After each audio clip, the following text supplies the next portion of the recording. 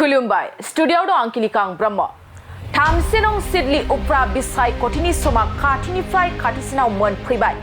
फैगौ 13 नभेम्बराव उफ्रा बिसाय कथिया खुंफुंजागोन बेफोरबादिनो सिडली उफ्रा बिसाय कथिनि थाखाय एनडिएनि बिजाथि निर्मल कुमार ब्रह्मआ दिनै बिजाथिलाइ गथायबाय बे बिजाथिलाइ गथायनाय हाबाफारिजों लोब्बा लाखिनानै एनडिएआ मोनसे गेदेरथार सुबुंगौमा हाबाफारिबो लानायखौ बे समाव नुनो मोननाय जादों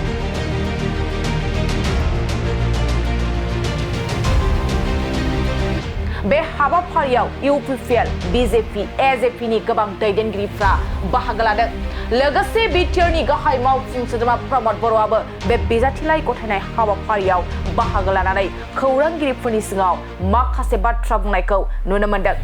बिथां गाहाय मावफुं सोद्रोमा प्रमद बर'आ बुंदों दि कंग्रेस दोलोआ रायजो राजाफोरखौ गोबां थगायबोदों बेनिखायनो कंग्रेस दोलोखौ रायजो राजाफ्रा रेजेक्ट खालामबाय होननानै बाथ्रा बुंदों बिथां गाहाय मावफुं सोद्रोमा प्रमद बर'आ कंग्रेसआसो गोदो थगायबोदों ओंखायनो दायो कंग्रेसखौ बयबो रिजेक्ट खालामबाय बेनि अनगायैबो बिथाङा गोबां बाथ्रा बुंबावदों दि निर्मल कुमार ब्रह्मआ देरहानाया दिनैनो रोखा जाबाय होननानै खौरांगिरिफोरनि सिगाङाव फोरमायदों निर्मल कुमार ब्रह्म बिथाङा जे गोबां भटआव देरहागोन बियो रोखा जाबाय बिथाङा फोरमायनाय बादिब्ला एनडिएनि सरकार सालायनायखौ रायजो राजाफ्रा मोजां मोनदों जायनि थाखायनो दिनै बिजाथिलाइ गथायनाय हाबाफारियाव रोजा रोजा सुबुंफ्रा बाहागो लादों होननानै बाथ्रा बुंदों बिथां गाहाय मावफुं सोद्रोमा प्रमद बर'आ दिनैनि बे बिजाथिलाइ गथायनाय हाबाफारियाव रोजा रोजा सुबुंफ्रा बाहागो लानायानो निर्मल कुमार ब्रह्मखौ देरहानाया रोखा जाबाय होननानै फोरमायदों बिथां प्रमद बर'आ बेनि अनगायैबो गाहाय मावफुं सोद्रोमा प्रमद बर'आ फोरमायबावनाय बादिब्ला निर्मल कुमार ब्रह्मआ देरहासार जाखांनायनि उनाव सिडली बियाबनि रायजो राजाफोरनि थाखाय गोबां मोजां खामानि मावलांगोन होननानै फोरमायदों बिथां बिटिआरनि गाहाय खुंगिरि प्रमद बर'आ खौरांगिरिफोरनि सिगाङाव बेनि अनगायैबो बिथां प्रमद बर'आ आरोबाव मा बाथ्रा फोरमायखो फै जों आबुङै मिथिना लानि यूपीपीएल बीजेपी आरो एजीपी मित्रजोटनि बिजाथि निर्मल कुमार ब्रह्म बिथाङा एसे आगोलाव नमिनेशन होबाय आरो बिथांनि नमिनेशना एक्सेप्ट जादों दा बे समाव जों बयबो बेवहाय मोनसे गिदिरथार